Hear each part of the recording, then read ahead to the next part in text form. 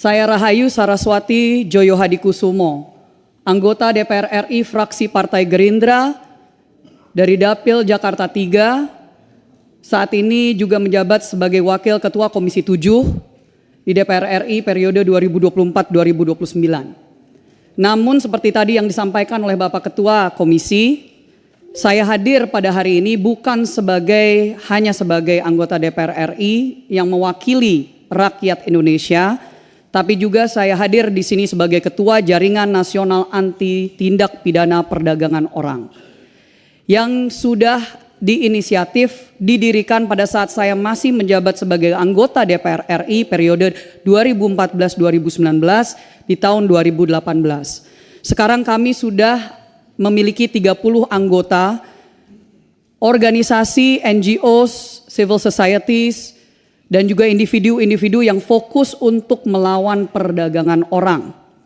yang menjadi permasalahan besar di Indonesia. Saya tidak akan terlalu panjang lebar karena nanti saya akan serahkan kepada rekan saya yang merupakan Ketua Harian Jaringan Nasional Anti TPPO. Tapi saya mau memberikan sedikit konteks Bapak Ibu kenapa saya hadir di sini. Dan kenapa urusan Saudara Rudy Soik ini menjadi sesuatu yang saya secara pribadi angkat karena penting untuk konteks ini. Yang pertama, saya mohon izin juga kepada yang saya hormati tentunya jajaran dari Polda NTT. Izin Pak Kapolda dan Bapak-Bapak sekalian, mungkin Bapak tidak begitu mengenal, tadi saya mendengar di awal Bapak tidak begitu mengenal Saudara Ibda Rudy Soik. Saya sudah mengenal beliau bertahun-tahun. Awal mulanya saya ini sebenarnya sebagai aktivis anti perdagangan orang sebelum saya menjadi anggota DPR. Karena saya mendirikan Yayasan Parinama Asta dari tahun 2012. Saya menjadi anggota DPR RI pertama kali 2014. Saya memulai perjuangan melawan perdagangan orang dari tahun 2009. Di tahun 2018 waktu saya menginisiatif untuk mendirikan Jaringan Nasional Anti TPPO, saya bertemu dengan tokoh-tokoh luar biasa seperti Romo Pascal. Di samping saya, ketua harian kami adalah Romo Krisantus Pascalis Saturnus. Tahun lalu beliau yang saya yakin di Komisi 3 yang adalah incumbent petahana sudah sangat mengenal nama beliau. Karena beliau adalah tokoh anti perdagangan orang yang waktu itu juga harus berhadapan dengan oknum dan sindikat. Dan beliau juga mendapatkan fitnah yang sangat luar biasa dan akhirnya didengar oleh waktu itu Menko Polhukam saat itu. Jadi Bapak Ibu sekalian, kami hadir di sini juga bersama dengan yang bersangkutan langsung selain dari Romo Pascal ada Ibda Rudy Soik yang duduk di sebelah kanan bersama dengan istri beliau dan juga tim advokasi dan izin juga ada di balkon yang tidak bisa masuk ke dalam ruangan. Ada tokoh-tokoh juga yang sudah mengenal Saudara Rudy Soik sudah bertahun-tahun juga dan bersama-sama melawan sindikat-sindikat yang ada di NTT dan di dunia ini, tapi terutama saya mau meng-highlight ada Suster Lauren dan Pendeta Emi Sahertian. Mereka berdua yang dikenal Bapak Ibu sebagai suster dan pendeta kargo. Karena yang setiap hari, setiap tahun ratusan jenazah PMI mereka terima di NTT. Hampir setiap tahun ratusan jenazah warga negara Indonesia, warga NTT mereka terima. Dan mereka juga hadir di sini untuk memberikan kesaksian jika kapanpun Bapak Ibu memerlukan sebagai tokoh-tokoh yang memang dihormati dan sudah sangat mengenal dengan saudara Rudy Soik. Izin pimpinan sedikit background karena awalnya jujur saya tidak mau mengangkat ini ke publik waktu masih persoalan demosi, dimutasi ke Papua dan seterusnya. Tapi pada saat sudah ada penjatuhan hukuman pemberhentian secara tidak hormat dengan landasan-landasan yang kami siap untuk memberikan penjelasan, ini sebenarnya saya sangat menyayangkan bahwa hal seperti ini harus diangkat sampai ke level DPR RI di pusat Komisi 3 yang padahal ini sesuatu yang kalau misalkan sudah betul-betul diungkap dan diselesaikan, ini tidak harus sampai ke sini. Tapi saya akan persilahkan kepada Romo Pascal untuk membacakan sedikit kronologi. Ya, ini saya tidak menganggap ini sidang, tapi maksudnya sidang hukum ya. Tapi saya berharap di sini para anggota DPR RI yang terhormat, para wakil rakyat bisa mengetahui dari dua sisi. Silakan Romo Pascal. Bapak Ibu semua yang kami hormati, Dewan yang kami muliakan, Bapak Kapolda yang terkasih dan juga semua anggota Polri yang ada di sini, Ibu Saraswati yang juga kami hormati, ketua kami, izin kami menyampaikan kronologi penanganan penyidikan kelangkaan dan niaga BBM subsidi yang berakhir dengan pemecatan Ibda Rudy Soik dari Dinas Polisi Republik Indonesia. Ya, kami izin menyampaikan kronologi yang kami dengar dari saudara Rudy Soik sendiri terkait dengan kasus ini, dan mungkin ini bisa sedikit bercerita dari versinya Bang Rudy dan mungkin bisa juga menjawab beberapa hal yang mungkin tadi disampaikan oleh Bapak Kapolda. Nah, kronologi ini dimulai dari tanggal 15 Juni 2024 ketika pada saat itu saudara Ibda Rudy Soik bersama dengan AKP Yohanes Wardi, Kasat Serser Polresta Kupang Kota, menghadap ke Polresta Kota Kupang, Kombes Pol Adinan Manurung, dan menyampaikan informasi terkait kelangkaan minyak subsidi jenis solar untuk nelayan Nusa Tenggara Timur. Ya. Nah, waktu itu Kapolres Kota Kupang mengeluarkan sprint, nomor sprintnya tercatat di situ, dan kemudian memerintahkan untuk mencari tahu dan mengumpulkan bahan keterangan yang sesuai dengan tujuan penyelidikan dimaksud. Itu kita punya juga bukti sprint itu. Nah, kemudian dari tanggal 15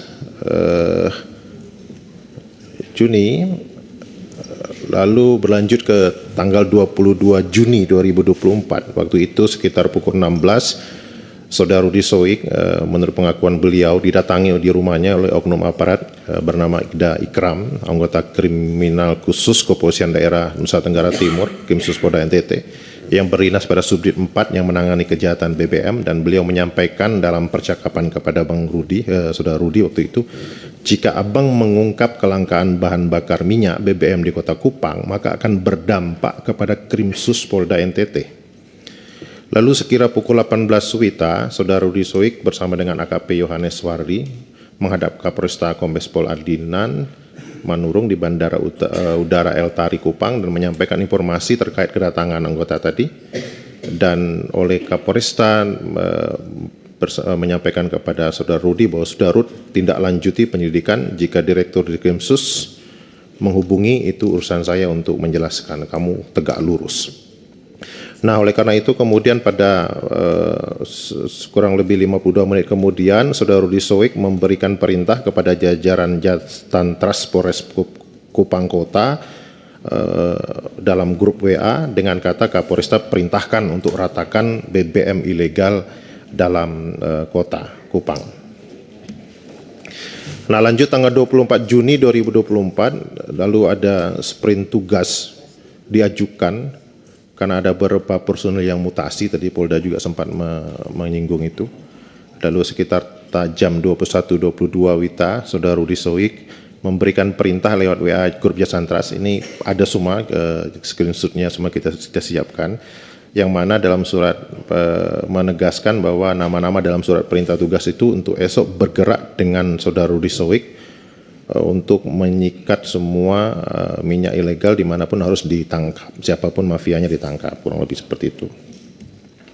Lalu 25 Juni 2024 sekira pukul 9 pagi, 3 anggota Reskrim Polres Kota Kupang, Saudara Ibnu, Ramli, Johannes Busa menghadap dan melaporkan kepada Saudara Ibda Rudi Suwik bahwa residivis BBM bernama Ahmad Ansar sudah mulai main minyak dengan modus menggunakan barcode nelayan. Nah, sekira pukul 12.40 WITA, Saudara Ibda Rudi Suwik memimpin 11 anggota untuk bergerak ke tempat penampungan minyak subsidi milik Ahmad Ansar di Kecamatan Alak, Kota Kupang. Tetapi dalam perjalanan, Saudara Ibda Rudi Suwik mendapat informasi bahwa Ahmad Ansar sudah menyetorkan uang koordinasi kepada oknum anggota Reskrim Polresta Kupang Kota sejumlah 4 juta rupiah. Dan karena itu Saudara Rudi Suwik meminta anggota untuk menepi di sebuah restoran terdekat dengan Polda NTT, yaitu restoran MP Masterpiece, dengan maksud untuk melakukan konfirmasi kepada Kasat Serse AKP Yohanes Suwardi apakah beliau mendapatkan uang koordinasi dari Ahmad Ansar atau tidak. Saat itu Saudara Rudi Suwik menghubungi Kasat Reserse dan menanyakan terkait informasi setoran uang 4 juta tersebut, dan Kasat Serse AKP Yohanes Suwardi menjelaskan kepada Saudara Ibda Rudi Suwik tidak ada uang itu, dan mengatakan kepada Saudara Ibda Rudi Suwik, nanti tunggu di situ, kita makan siang bersama anggota baru bahas sekalian soal ini. Nah, saat menunggu itu Aibtu Ibnu Sanda menyampaikan kepada Saudara Ibda Rudi Suwik, Komandan tunggu Pak Kasat di sini saja biar saya pimpin anggota ke tempat penampungan minyak milik Ahmad. Dan saat itu Rudi Suwik menjawab ya, sudah pimpin anggota saya standby di sini menunggu Kasat. Nanti kembali dari tempat Ahmad baru kita makan di sini. Lanjut, setelah anggota bergerak ke tempatnya Ahmad Ansar, Saudara Ibda Rudi Suwik berjalan masuk ke ruangan tunggu restoran Masterpiece, dan karena menunggu cukup lama Kasat datang dan anggota kembali dari lokasi penampungan milik Ahmad Ansar agak lama, maka Saudara Rudi Suwik membuka HP dan melihat story di WA yang di situ Saudara Ibda Rudi Suwik melihat HP junior beliau aktif yang disebutkan tadi. Lalu beliau coba menghubungi 2 orang junior Polwan yang bertugas di Polda NTT dan menyampaikan kakak ada makan di restoran Masterpiece, kalau mau gabung nanti silakan merapat. Lalu kedua Polwan menjawab, oke kakak kami merapat, tapi kami tidak bisa lama karena mau antar anak les dengan waktu yang bersamaan. Lalu Kasat Reserse mereka masuk sama-sama ke restoran itu dan masuk ke ruangan VIP dan mencicipi makanan yang dihidangkan di meja ruangan VIP. Saya nggak tahu ini benar nggak Rudi karaoke siang-siang hari ini. Pada saat makan, 11 anggota Reskrim Polres Kupang yang telah kembali dari tempat Ahmad Ansar dicegat untuk tidak boleh masuk bersama Saudara Ibda Rudi Suwik dan oknum anggota Propam Polda NTT Aibtu Untung Pato Pelohi, teman baiknya Ansar Ahmad. Nanti di berikutnya kami akan jelaskan juga dari mana dia teman baik, yang tiba-tiba ada di restoran. Selanjutnya anggota Propam Polda NTT lainnya yang ada di parkiran masuk ke ruangan VIP bertemu Saudara Ibda Rudi Suwik dan bertanya, lagi buat apa Rud? Saudara Ibda Rudi Suwik menjawab, kami lagi makan. Selanjutnya beliau keluar dan melihat anggota beliau tetap berada di parkiran, bertanya kepada mereka, kenapa tidak masuk? Lalu mereka menjawab bahwa mereka dilarang oleh oknum Paminal atas nama Aibtu Untung Pato Pelohi atas kejadian itu. Lalu Saudara Ibda Rudi Suwik melaporkan kepada Kapolresta Kupang, dan Kapolresta Kota Kupang menyampaikan kepada Saudara Rudi Suwik ada musuh dalam selimut. Ada screenshot WA-nya. Dan kemudian Saudara Rudi Suwik bertanya kepada Saudara Aibtu Untung Pato Pelohi, kenapa melarang anggota saya masuk dalam ruangan? Dan kemudian dijawab, beta pas masuk di parkiran anggota semua ada di situ, jadi beta bilang balisu.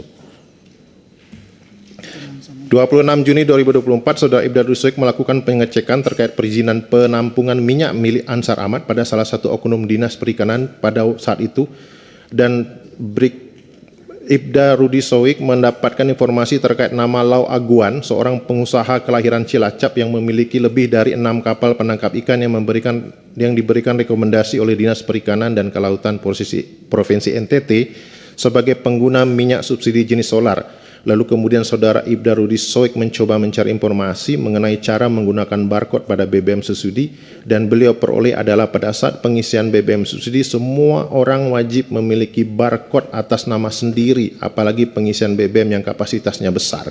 Jadi Ahmad Ansar ini tidak memiliki barcode.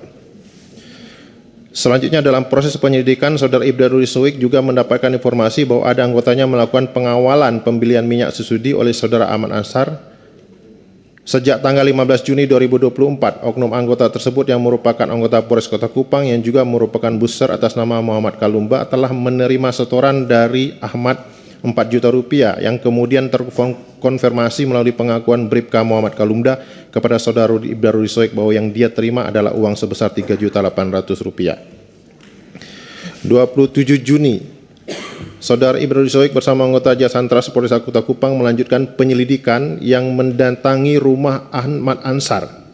Sesampainya di tempat penampungan minyak Saudara Ahmad Ansar, Saudara Ibda Rudi Soik bertanya kepada Saudara Ahmad Ansar, apakah pada tanggal 15 Juni 2024 pernah membeli minyak jenis solar dan benar pernah memberikan uang kepada anggota Bribka Muhammad Kalumda. Jadi ini kronologi 27 Juni ini adalah kronologi di mana Saudara Rudi Soik memastikan bahwa Ahmad Ansar ini pertama tidak punya izin untuk menampung minyak, tidak punya juga barcode, dan dia juga punya track record sebagai pemain BBM mafia. Nanti mungkin bisa dibaca di slide biar saya mempercepat waktu.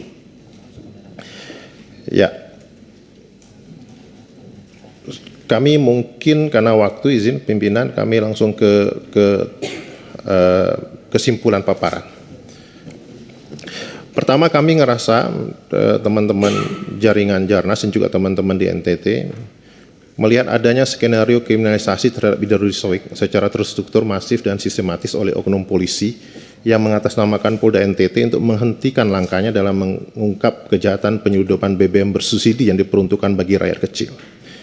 Yang kedua, menurut kami adanya perampasan hak ekonomi kerakyatan, hak atas BBM subsidi yang sangat dapat berdampak pada masalah-masalah sosial lainnya, tindak pidana perdagangan orang yang disebut oleh pimpinan kami tadi, kemiskinan yang meningkat di mana-mana, dan ada indikasi keterlibatan oknum aparat kepolisian di situ. Yang ketiga, kami merasa negara absen dalam menjamin kesejahteraan dan keamanan bagi rakyat dengan adanya pembiaran kasus mafia BBM bersubsidi berulang di NTT. Dan yang keempat, peradilan etik terhadap Ibda Rudi Soik SH dan putusan PTDH yang prematur merupakan skenario kriminalisasi melalui mekanisme peradilan etik yang terkategori tidak adil serta menutup jalannya upaya pemberantasan mafia BBM yang marak di Kota Kupang. Ya, mafia BBM-nya kok nggak dikejar-kejar gitu ya, tapi kok Rudi Soiknya yang dicari-cari.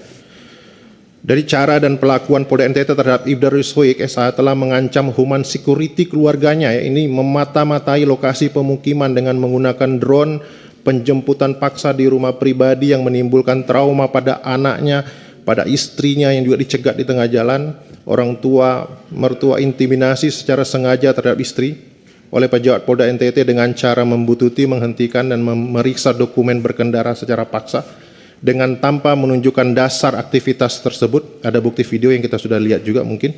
Perlakuan ini merupakan pelanggaran HAM terhadap perempuan dan anak yang terkategorikan sebagai kelompok rentan. Karena itu kami mendesak agar program NTT dibersihkan dari aparat yang terindikasi terlibat atau melindungi serta bekerja sama dengan para penimbun atau mafia BBM bersubsidi, yaitu menonaktifkan beberapa pejabat tinggi di lingkup Polda NTT, Kapolda, Dikrimsus, Kabid Propam, dan Kabid Humas yang dengan gegabah telah mengalihkan upaya pemberantasan mafia BBM ke dramatisasi kasus Rudi Soik. Yang berikut, membatalkan putusan Komisi Kode Etik Polda NTT. Dan yang terakhir, untuk melanjutkan proses penyelidikan dengan dugaan mafia BBM di Kota Kupang, maka terhadap Ibda Rudi Soik SH dan seluruh tim, semua anggotanya yang 11 orang itu, yang dimutasi akibat dari disangkut pautkan dengan kasus polis lain, dipulihkan nama baiknya dan dikembalikan pada posisi semula. Terakhir pimpinan, saya menyayangkan sebagai anggota DPR RI bahwa membutuhkan untuk kita mengangkat satu kasus terhadap satu orang polisi yang kami kenal sudah sangat memperjuangkan nasib masyarakat kecil dan orang banyak, termasuk juga kasus-kasus perdagangan orang yang beliau ikut untuk ungkap di NTT. Saya juga ingin meng-highlight bahwa di sini kami kembali lagi, mari kita fokus bahwa utamanya yang harus dikejar adalah mafia. adalah mafia BBM, adalah mafia TPPO. Sangat disayangkan kalau misalkan ada polisi yang memang lurus, bersih, sampai sedemikian hanya untuk bisa melawan hal-hal tersebut. Saya terakhir juga, pimpinan mungkin ingat karena kami sudah seringkali membicarakan tentang kasus Wilfrieda Soik yang Presiden Prabowo Subianto waktu itu ikut menyelamatkan dari Malaysia. Kenapa Rudy Soik ini sangat peduli tentang persoalan seperti perdagangan orang, nama belakangnya sama, mereka masih saudara pimpinan.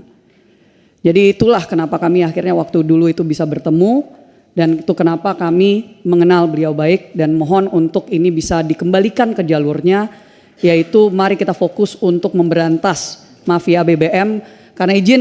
Karena justru ini diangkat, saya mendapatkan laporan tadi pagi dari NTT, dari masyarakat di sana, rupanya sejak kasus ini diangkat tiba-tiba BBM-nya jadi lancar. Ya, jadi ini mohon izin laporan langsung dari masyarakat, dan sekali lagi terima kasih atas waktunya pimpinan dan anggota sekalian. Wassalamualaikum warahmatullahi wabarakatuh.